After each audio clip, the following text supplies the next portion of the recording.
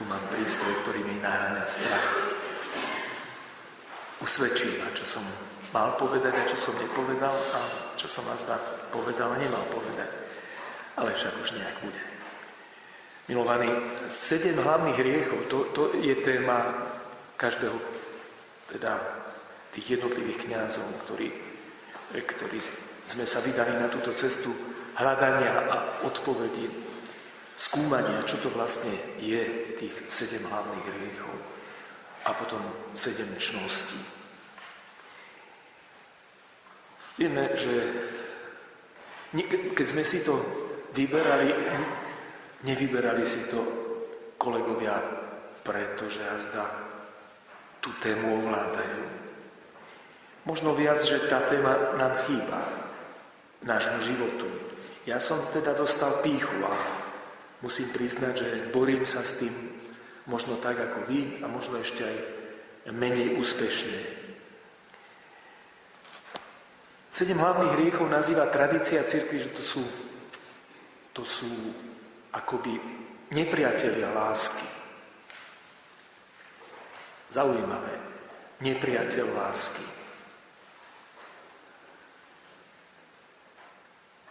Pýcha je matkou všetkých hriechov.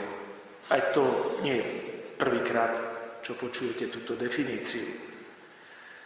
Hovoríme preto, lebo ona je na počiatku naozaj každého pádu. Keď sa pozeráme do Biblie a vidíme, alebo teda čítame tam o páde anielov, tak na počiatku bola pýcha. Budete ako Boh.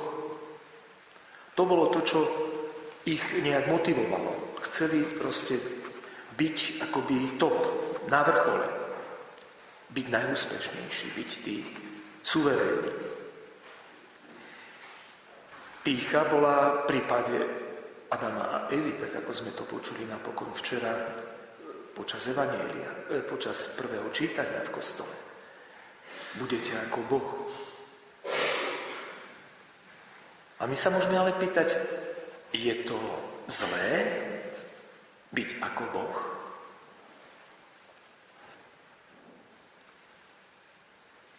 Nie je to napokon prianie Boha? Dnes sme počuli, ako buďte svätí, ako ja som svätý.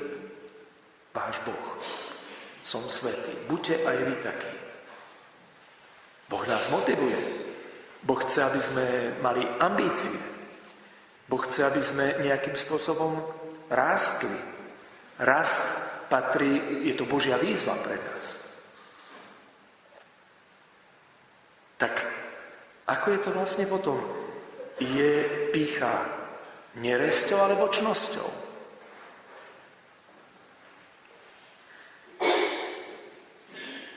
Nemôžeme sa uspokojiť s nejakým priemerom.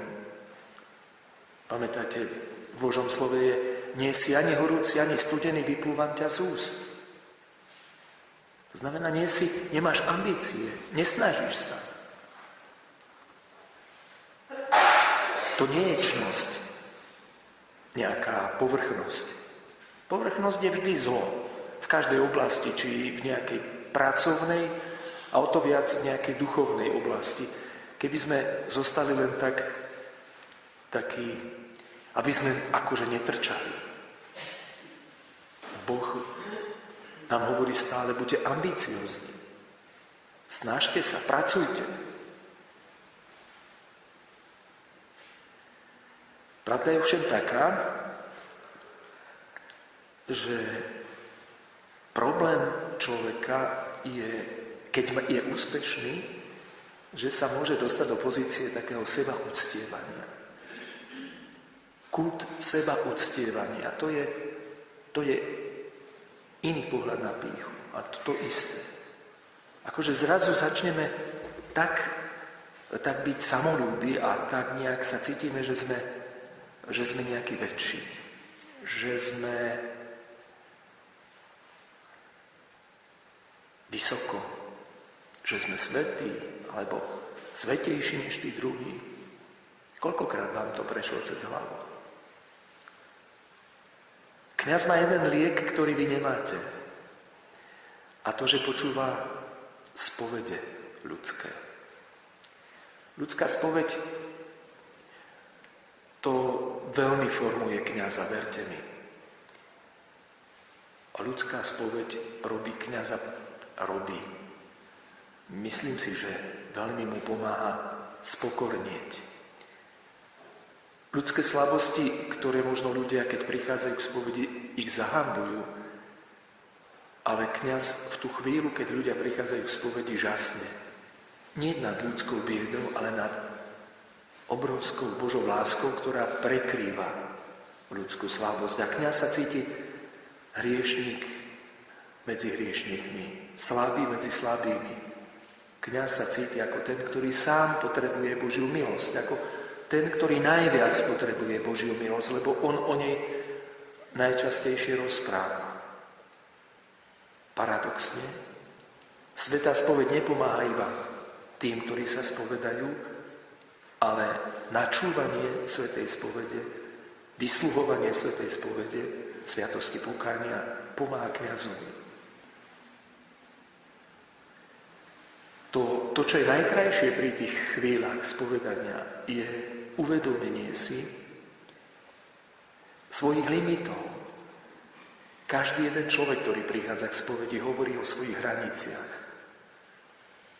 na ktoré narazil, o svojich zlyhaniach, o svojich snoch, ktoré sa nenaplnili, o svojich túžbách, o svojom stave ako pútnik na polceste, ako ten, ktorý ešte nedošiel k cieľu. A to je dobre vedieť a poznať limity. To patrí k pokore. To je liek proti pýche. Poznať svoje limity. Čiže poznať pravdu o sebe. Kto vlastne som a v akom stave som. Veľmi je dôležité. A to je tiež liek proti pýche, keď človek si uvedomí, že som stále pri všetkých úspechoch človekom. Ja som človek, nie Boh. Neštilizujem sa do tej pozície nejakého supermana. Som človek. Teda neidealizujem si seba. Nenamýšľam si. Držím sa pri zemi, povedal by som, tak ako ten, pamätáte si to z gréckych bájí, Daidalos mal túžbu, aby jeho syn lietal, tak mu spravil krídla Ikarovi.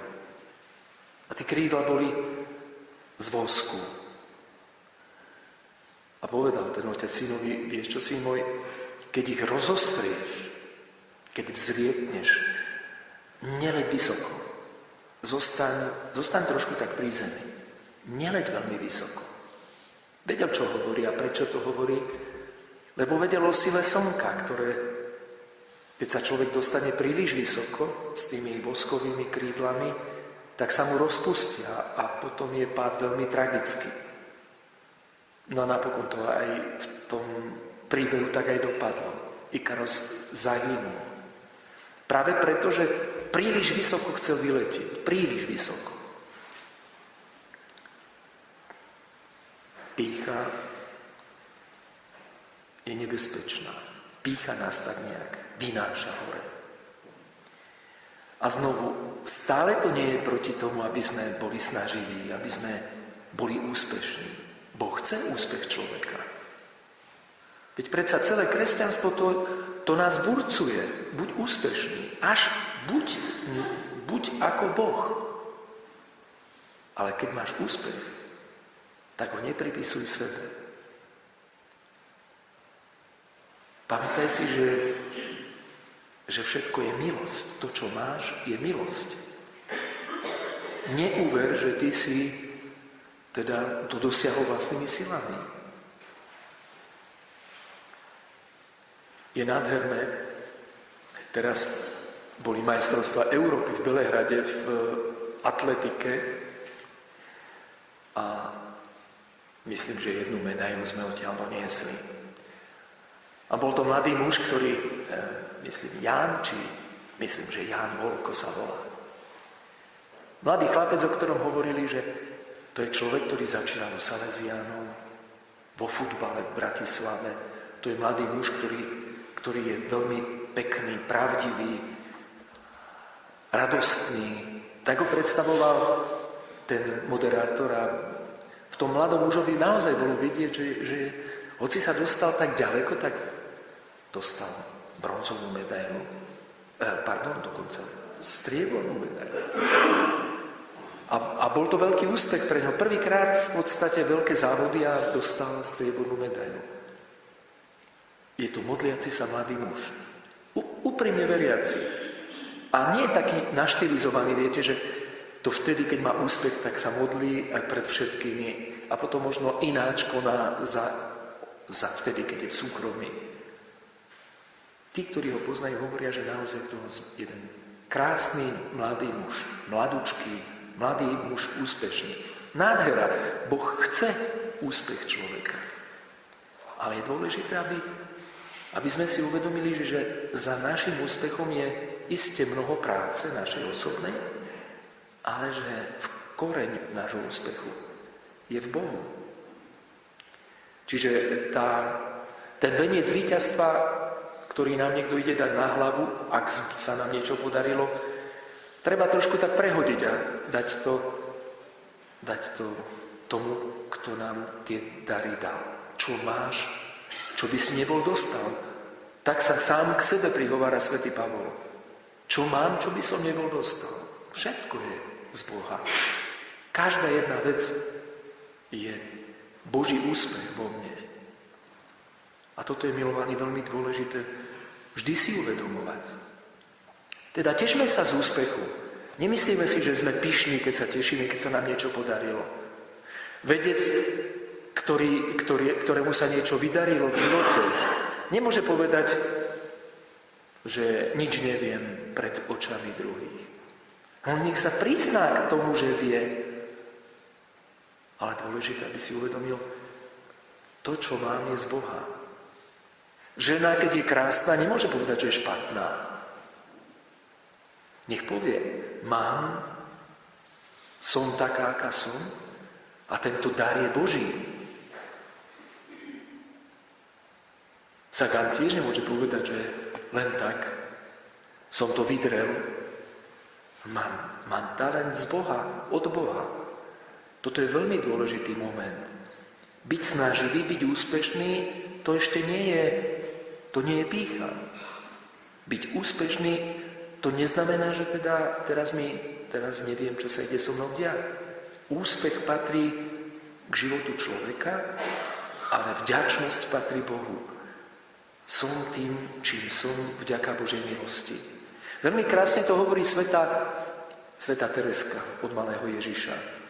Tá nádherná sveta, mladúčka, 24-ročná žena, ktorá tak mladá naplnila život a Pán Boh si ju zobrala. Ona v takej malej brožúrke to vyšlo z jej myšlienok, malá škola Ježišova, sa to myslím, že volá, a ona sa tam priznáva, hovorí, ak v kláštore už, hovorí, keď sa pozerám do svojho života, zdá sa mi, že pri všetkej pravdivosti zdá sa mi, že som sa nedopustila vážneho hriechu, že som nespravila ťažký hriech. Keby sme to my hovorili, čo? Neviem ako vy, ale ja by som si to nedovolil povedať. Ona si to dovolila povedať? Zdalo by sa nám to, že no tak to je asi pýcha. Takto si namýšľať. Má takú odvahu, že ja som neporušila nič zásadné. A ona to povedala. A dokonca je to v tých odporúčaniach, kde ona ponúka myšlienky duchovného rastu. Nedopustila som sa ťažkého hriechu. A ona potom hovorí ďalej. Hovorí, mne to prípadá tak s tým môjim životom ako výstup na štít. Všetci ľudia kráčame na štít, na kopec, akoby. Koľko ľudí tam ide, išlo predo mnou a koľko ide. Koľkí ľudia sú doudieraní, krvaví a idú. A ja Ja som sa tam ocitla bez úrazu. Nemám nič na duši, čo by bolo také ťažké. A ona v myšlienkach ide potom na to správne miesto. Ona hovorí potom, ale kto sú vlastne víťazi? Ja, ktorá som sa tam dostala skoro bez vlastnej zásluhy, lebo mňa tam Boh vyniesol, jeho milosť. Alebo tí ľudia, ktorí s námahou kráčajú tým životom do udieraní dobytí, ale neprestávajú kráčať. Kto má vlastne viacej lásky? Ja alebo oni? Kto je vlastne väčší? Ja alebo oni? A ona to takto uvažuje a to je to správne, že pri svojom živote, keď sa zastavila a úprimne hovorí, že nedopustila som sa hriechu, tak nerobí veľké svaly. A ona naopak zostáva malá a povie, Bože, ďakujem. Je to tvoja milosť, ty ma nesieš. Nezaslúžene ma nesieš. Ona pripustila, že sa jej darí v duchovnom živote. Ale ten výkon priradila tomu, komu ten výkon patrí. Vďaka za ten výkon. Povedala Boh. Vďaka jeho milosti som tam, kde som. Milovaní, nič také sme nepočuli, čo by sme už neboli vedeli, pravda, v túto chvíľu. Ale možno dostaneme tú milosť,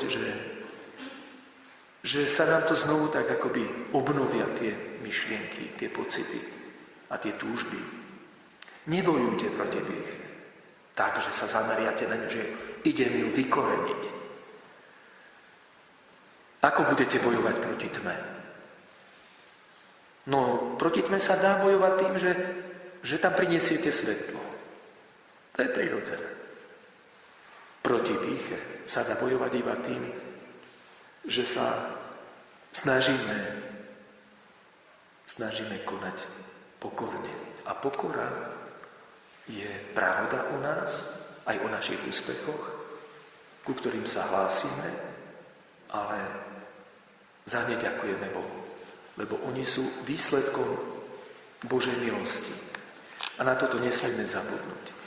Kedykoľvek vás to bude zvádzať, aby ste tlieskali, keď vám tlieskajú, aby ste sa tešili a nechali sa uniesť úspechom a zostali iba pri tom, vždy si spomente. Všetko, čo mám, je z Boha.